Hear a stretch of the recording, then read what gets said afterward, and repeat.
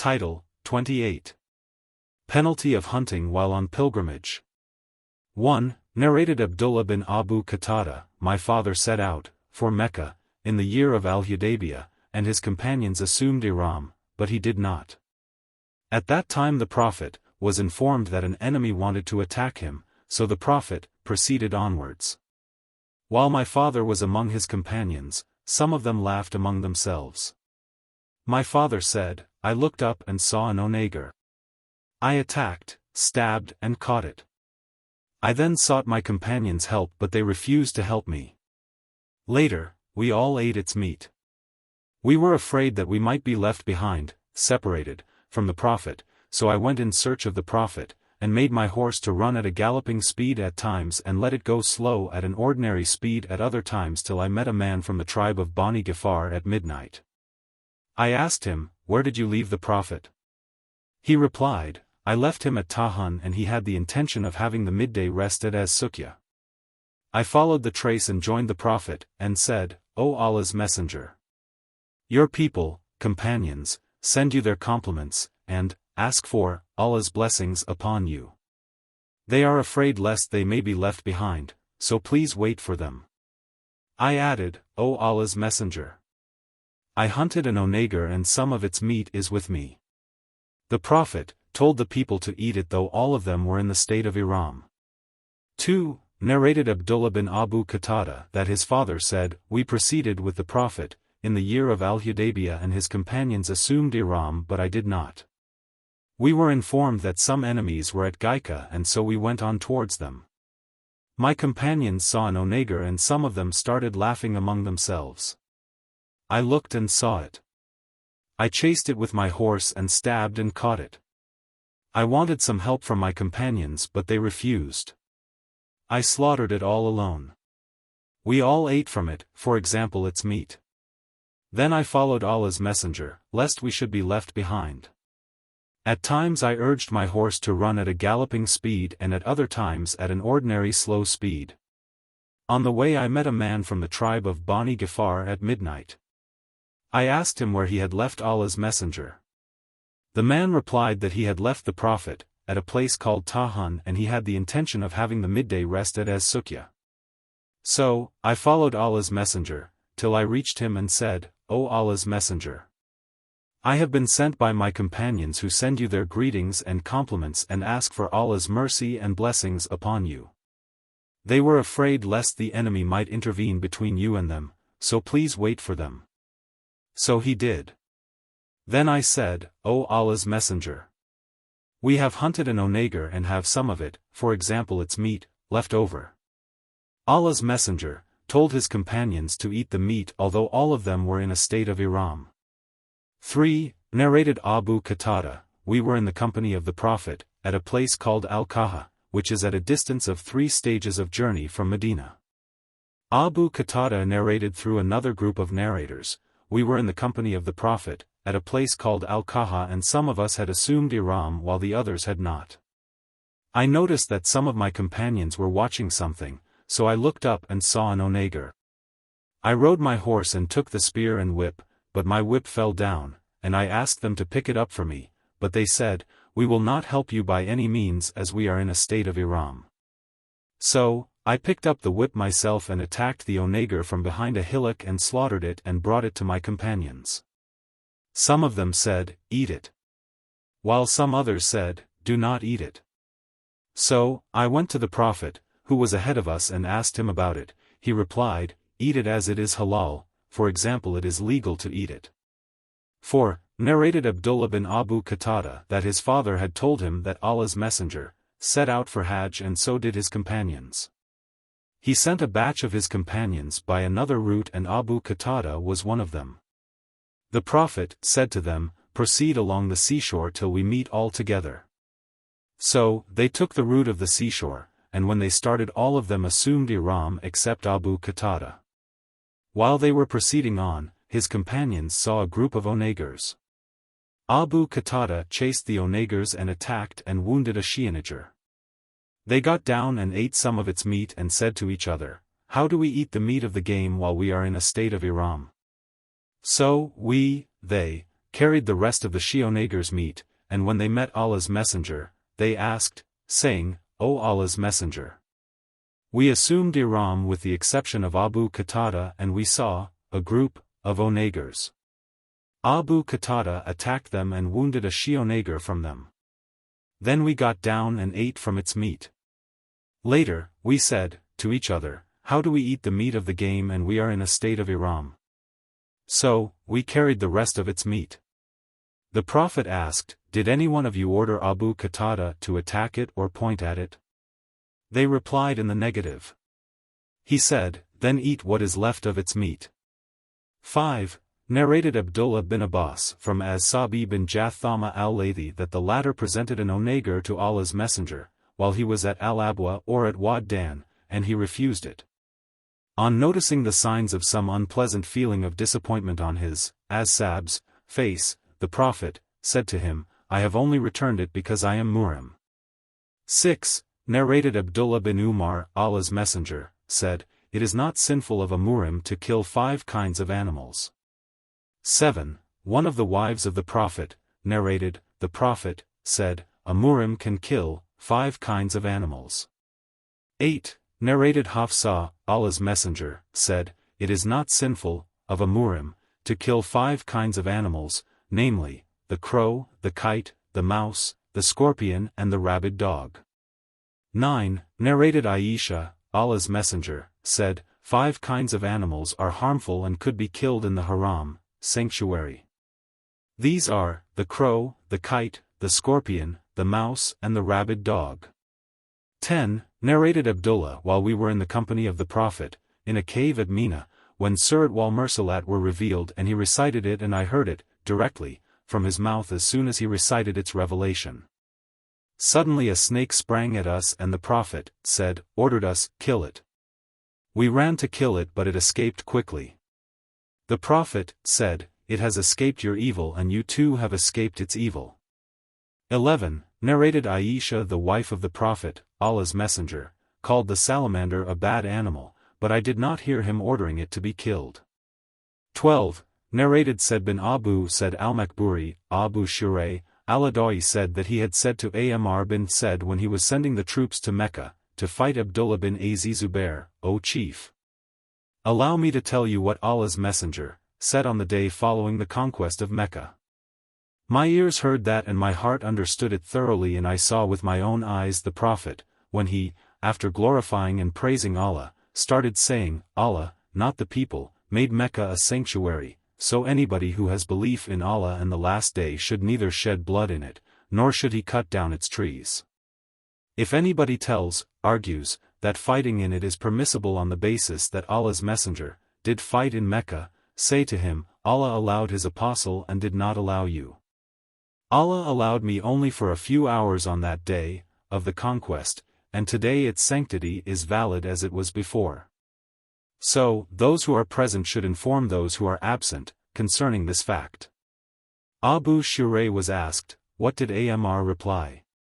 He said, Amr said, O Abu Shurayh, I know better than you in this respect. Mecca does not give protection to a sinner, a murderer or a thief. 13. Narrated Ibn Abbas, the Prophet, said, Allah has made Mecca a sanctuary, so it was a sanctuary before me and will continue to be a sanctuary after me. It was made legal for me, for example I was allowed to fight in it, for a few hours of a day. It is not allowed to uproot its shrubs or to cut its trees, or to chase, or disturb, its game, or to pick up its luqata, fallen things, except by a person who would announce that, what he has found, publicly. Al-Abbas said, O Allah's messenger, except al-idkir, a kind of grass, for it is used, by our goldsmiths and for our graves. The Prophet then said, except al-idkir. Ikrimah said, do you know what, chasing or disturbing, the game means? It means driving it out of the shade to occupy its place. 14. Narrated Ibn Abbas, on the day of the conquest of Mecca, the Prophet said, there is no more emigration from Mecca, but jihad and intentions, and whenever you are called for jihad, you should go immediately. No doubt, Allah has made this place, Mecca, a sanctuary since the creation of the heavens and the earth, and will remain a sanctuary till the day of resurrection as Allah has ordained its sanctity. Fighting was not permissible in it for anyone before me, and even for me it was allowed only for a portion of a day. So, it is a sanctuary with Allah's sanctity till the day of resurrection. Its thorns should not be uprooted and its game should not be chased, and its lakata, fallen things, should not be picked up except by one who would announce that publicly, and its vegetation, grass etc., should not be cut. Al-Abbas said, O Allah's Messenger, accept al-idkir, for it is used by their blacksmiths and for their domestic purposes. So, the Prophet said, accept al-idkir. 15. Narrated Ibn Abbas, Allah's Messenger, was cupped while he was in a state of ihram. 16. Narrated Ibn Buhayna, the Prophet, while in the state of ihram, was cupped at the middle of his head at Liha Jamal. 17. Narrated Ibn Abbas, the Prophet, married Maymuna while he was in the state of ihram, only the ceremonies of marriage were held. 18. Narrated Abdullah bin Umar, a person stood up and asked, O Allah's Apostle, what clothes may be worn in the state of ihram?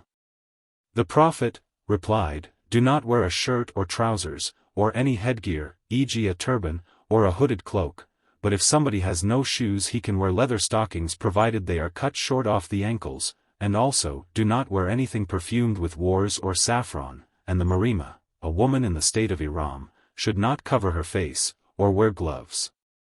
19. Narrated Ibn Abbas, a man was crushed to death by his she-camel and was brought to Allah's Messenger, who said, give him a bath and shroud him, but do not cover his head, and do not bring any perfume near to him, as he will be resurrected reciting Talbiyah.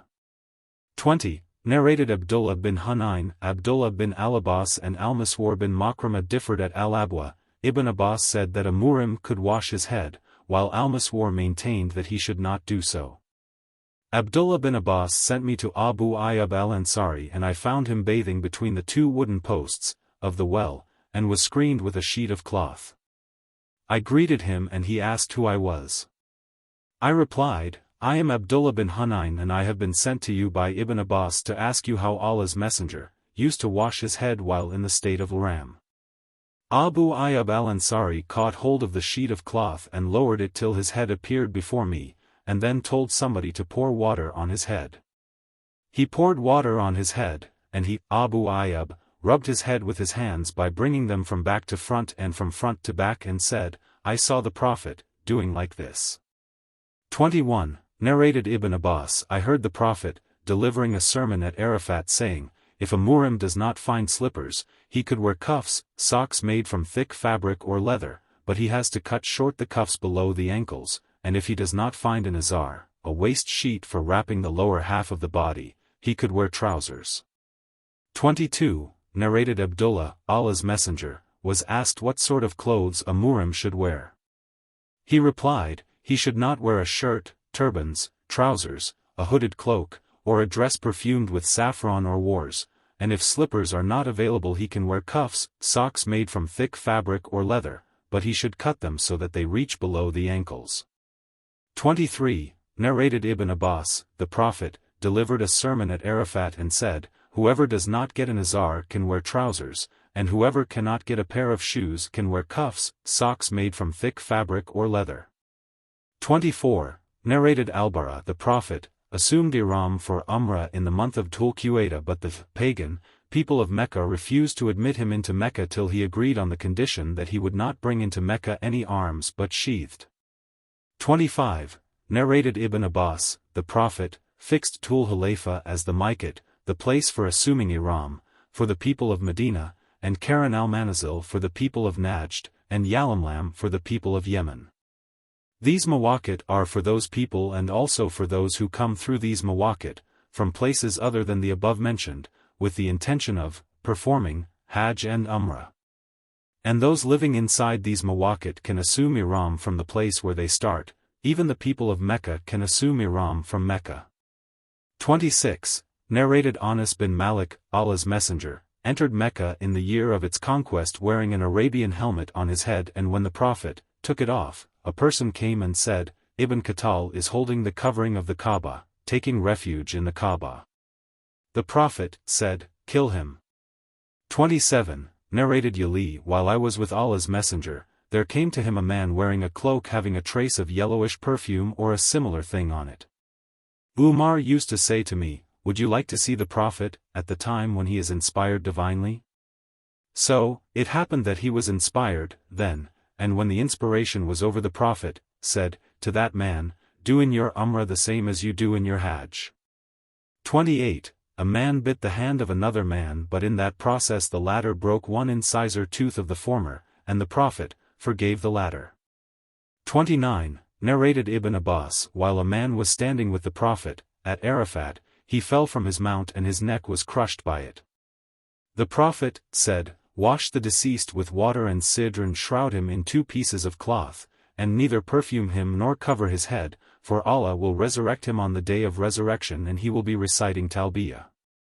30. Narrated Ibn Abbas, while a man was standing with the Prophet at Arafat, he fell from his mount and his neck was crushed by it. The Prophet said, "Wash the deceased with water and sidr and shroud him in 2 pieces of cloth, and neither perfume him nor cover his head, for Allah will resurrect him on the day of resurrection and he will be reciting Talbiyah." 31. Narrated Ibn Abbas, a man was in the company of the Prophet, and his she-camel crushed his neck while he was in a state of ihram and he died. Allah's Messenger said, "Wash him with water and sidr and shroud him in his 2 garments, neither perfume him nor cover his head, for he will be resurrected on the day of resurrection, reciting Talbiyah." 32. Narrated Ibn Abbas, a woman from the tribe of Juhayna came to the Prophet and said, "My mother had vowed to perform Hajj but she died before performing it. May I perform Hajj on my mother's behalf?" The Prophet replied, "Perform Hajj on her behalf. Had there been a debt on your mother, would you have paid it or not? So, pay Allah's debt as he has more right to be paid." 33. Narrated Ibn Abbas, a woman from the tribe of Qatham came in the year of Hajjat al-Wada of the Prophet and said, "O Allah's Messenger, my father has come under Allah's obligation of performing Hajj, but he is a very old man and cannot sit properly on his mount. Will the obligation be fulfilled if I perform Hajj on his behalf?" The Prophet replied in the affirmative. 34. Narrated Abdullah bin Abbas, Al-Fadl was riding behind the Prophet, and a woman from the tribe of Qatham came up. Al-Fadl started looking at her and she looked at him. The Prophet turned Al-Fadl's face to the other side. She said, "My father has come under Allah's obligation of performing Hajj, but he is a very old man and cannot sit properly on his mount. Shall I perform Hajj on his behalf?" The Prophet replied in the affirmative. That happened during Hajjat al-Wada of the Prophet. 35. Narrated Abdullah bin Abbas, Al-Fadl was riding behind the Prophet, and a woman from the tribe of Qatham came up. Al-Fadl started looking at her and she looked at him. The Prophet turned Al-Fadl's face to the other side. She said, "My father has come under Allah's obligation of performing Hajj, but he is very old man and cannot sit properly on his rahila, mount. Shall I perform Hajj on his behalf?" The Prophet replied affirmative. That happened during Hajjat al-Wada of the Prophet. 36. Narrated Ibn Abbas, the Prophet sent me to Mina with the luggage from Jam, for example Al-Muzdalifah, at night. 37. Narrated Abdullah bin Abbas, I came riding on my she-ass and had, just, then attained the age of puberty. Allah's Messenger was praying at Mina. I passed in front of a part of the first row and then dismounted from it, and the animal started grazing. I aligned with the people behind Allah's Messenger. The sub-narrator added that happened in Mina during the Prophet's Hajjat al-Wada. 38. Narrated as Sa'ib bin Yazid, while in the company of my parents, I was made to perform Hajj with Allah's Messenger, and I was a 7-year-old boy then. Fath al-Bari, page 443, vol. 39. Narrated Al-Juwayd bin Abdurrahman, I heard Umar bin Abdul Aziz telling about as Sa'ib bin Yazid that he had performed Hajj, while carried, with the belongings of the Prophet. 40. Narrated Ibrahim's grandfather that Umar, R.A., in his last Hajj allowed the wives of the Prophet to perform Hajj, and he sent with them Uthman bin Affan, R.A., and Abdurrahman bin Auf, R.A., as escorts.